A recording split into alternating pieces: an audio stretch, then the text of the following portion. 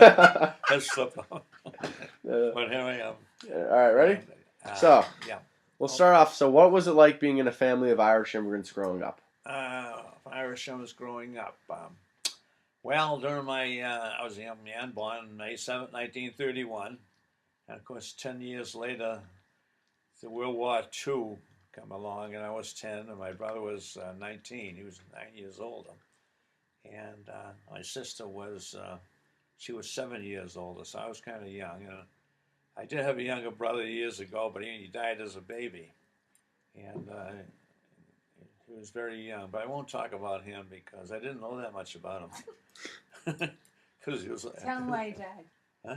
Tell him why he died. Well, he died. My mother and father had come from Ireland, and my mother came in. My mother came in the I think it was USS Roosevelt, in I can't think of the pier there in Boston. Commonwealth Avenue. Commonwealth. Commonwealth Pier. And my father came in 2 years before her. He came into New York, but he was here I think he was here 2 years before my mother come over, because he came over early to get a job and get employed, and then bring my mother with my brother and sister, who were both born in County Cork in Ireland.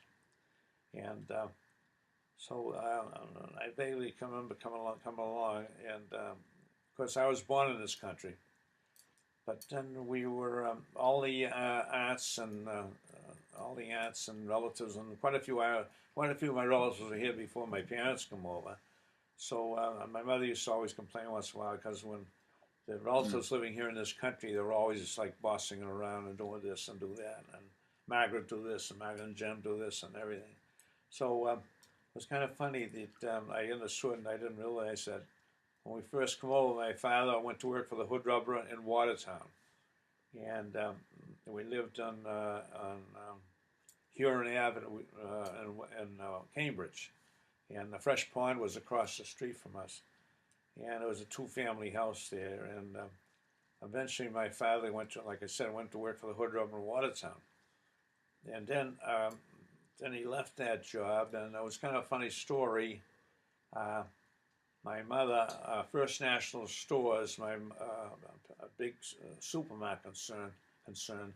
My mother went there and she brought a loaf of bread, and in the bread happened to be a needle, and this all the bakery goods was just being they were selling the bakery. They just opened these big ovens over in Somerville, the warehouse, and she took the loaf of bread over to the warehouse, and she showed the supervisor over there the needle that she had gotten in the bread, and then they said to her, "Is there anything we could do to offset this?" So she was telling about my father. He was out of work, so they said, "What kind of work you did?" I says, "Well, he was a carpenter, and he learned his trade in Ireland.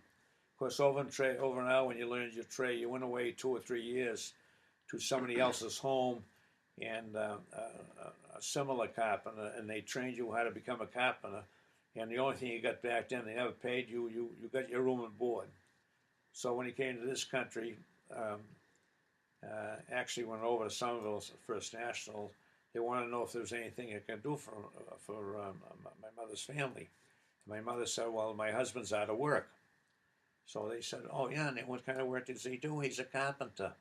And he says, take his tools, and then go over to Sterling Street in South Boston.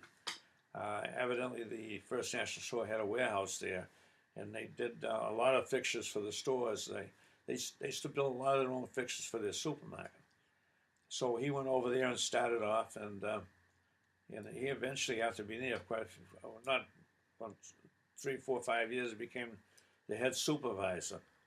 But one story was that he had an awful Irish brogue, and when he went to explain, they went to do these different jobs with blueprints.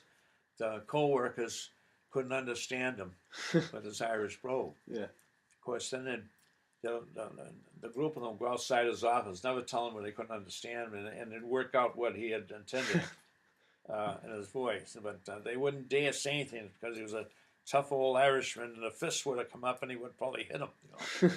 Yeah. But then he went on, and he died. He died very young, though. He died when he was 40. Let's see, he was 47 years And old. how old were you again? When he died, I was 16. And then you had to leave school, right? And, I left school early. Yeah. I went to Watertown High, and I graduated in 1949. But I was allowed to leave early after my father had passed away. I was a junior in high school to go to work. Mhm. So my marks were pretty good. So I had to sign off from all the teachers at Watertown High. Yeah.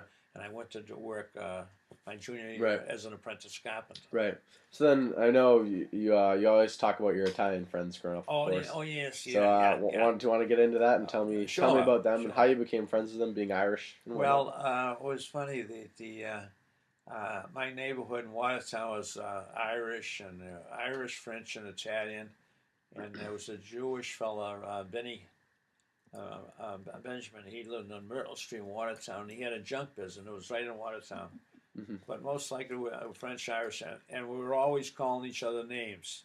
And today they would call that, you couldn't do that. I remember them calling me a dumb Irish bastard, and I'd call it guinea, guinea wop, lollipop. And we used to call little French frogs, Yeah. And then next day we'd all be playing again together. Next day we'd yelling at each other, no good, Yeah. and this and that and everything. Yeah. Now today there'd be Yeah, oh, exactly. that's terrible. Yeah. Yeah. But then I eventually. So how'd you become friends with the big Italian gang that the you used to hang out Italian with? gangs. Yeah. Well, there was this corner store up there in Main Street in Watertown, and we they used to all hang around there. And one corner there was almost all the Italian fellas hang around there, and the next variety of stores now was called Peggy's, and a lot of the Irish kids hung around there. But I always went over, and there'd be 10, 15 of us in the corner, and we'd just stand there all night or something. And the people that owned the store, Mr. Breyer, he wouldn't bother us. He didn't mind, So then I started hanging around with him, and then and the funny part is when my mother, should I get into that? My mother was that was later on. Yeah, Well, whatever you'd anyways, like. we formed our own football team. Yeah. And I was the only Irishman on the Italian football team. Yeah. I played tackle. Yeah. I was the biggest one. Yeah. And then we used to gamble down this Butchie Morello. Every Sunday we'd be playing cards, 2 and 4, 7 cards in a cellar. Yeah. And his grandmother and grandfather were making wine lots of times, and we'd be trying the wine out in the cellar. Yeah. And after a while, we're playing cards, we were all half looped. It's a Sunday afternoon. Yeah. Right. And then we always went to the show on Sunday night. Yeah. We always went to the movies up in Waltham, the Embassy Theater. Yeah. And they had a couple of the kids had his old jalopies, and one was an old Ford, and it was so bad. In the middle of the winter, it was cold. We'd buy the Sunday paper, and all the doors were rusted off, and we'd pack the Sunday papers under the doors. Yeah. To keep us warm, because most cars didn't have any heat. Yeah. Yeah. And we went to more damn movies. We were going to movies almost every night of the week. Yeah. But then they met all these different people, and we had some great. Then we used to play a lot of pool. Yeah.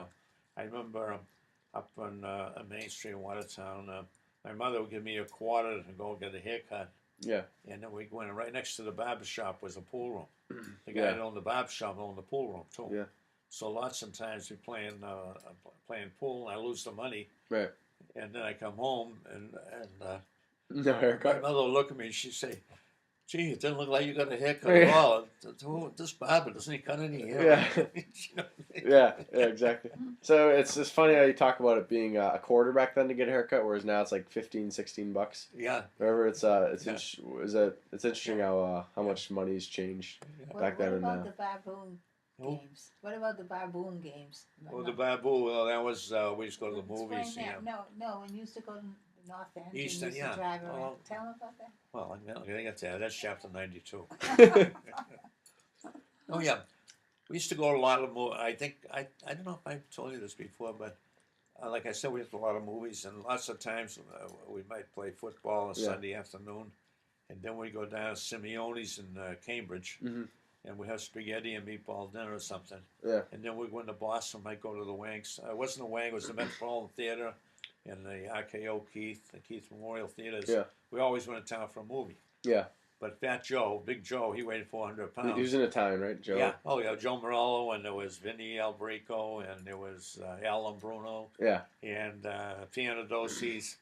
Anyway, would go down to Cambridge, and that'd be the way into Boston. We'd stop at Symphony, always have an Italian dinner. Yeah. And then there was a lot of leftovers. Yeah. So when you go to the movies in Boston, we always sat in the first row. And Yeah. all the leftovers, Fat Joe would eat all the leftovers watching the movie. Yeah. And it was so big. I used to we'd go to the candy counter and he'd buy a whole box of Hershey bars and eat Yeah. them all 12 of them. Wow. Yeah, he'd be sitting there eating them. Yeah. And of course it was funny. He was so big that every time he went to get a suit, we used to say, "Oh, you're gonna get a suit. You got to go to Omar the tent maker, right, to get a suit." Yeah. The 10 big. Yeah. Oh, another funny story. We're over in Fulham Cadillac Oldsmobile in Boston, and we used to go there every Washington. That was a big deal with us. We were very young kids, but Yeah. we'd all go to all the car shows and Commonwealth Ave. They had a lot of one dealer after another, Mercury dealer, Cadillac dealer. So we were into Peter Fuller, who sold Cadillacs Yeah. and a lot of used cars. And Fat Joe, Big Joe Morello, bought a car one time. And we went to pick it up a couple of days later, and we're driving along Commonwealth Ave, and we're sitting there, 6 of us in the car, and when he put his foot in the brake, the seat broke and it went down flat. Yeah. So he's lying flat, and the car's going up on the sidewalk, Commonwealth Ave. Of course, we're all laughing. Yeah. And then he had to bring the car back, so they had to Yeah. weld the seat. Yeah. Because when he put it, he was so strong, he put his foot in the brake and it snapped. And you Yeah. could see him driving. And he's like, Yeah. he liked it. Yeah. No, that's So we used to have a great. lot of fun. And years later, when my mother had an accident, they'd always invite me for dinner. I went to all the houses Yeah.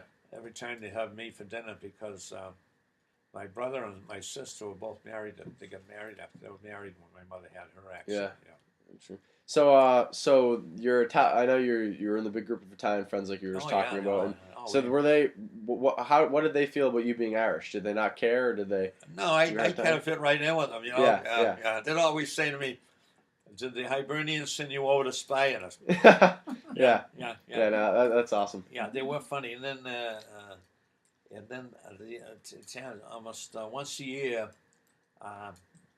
the Italians they'd be making their wine, you know, and again, Yeah. and all my buddies hated it because they didn't help their parents. Yeah. The wine would come in crates in a big truck. There might be 50 cases of wine, Yeah. and the truck will come down and they drop it in somebody's backyard. Yeah. Somebody, one of the kids like Vinny Albrico or something. Yeah. So they had to spend a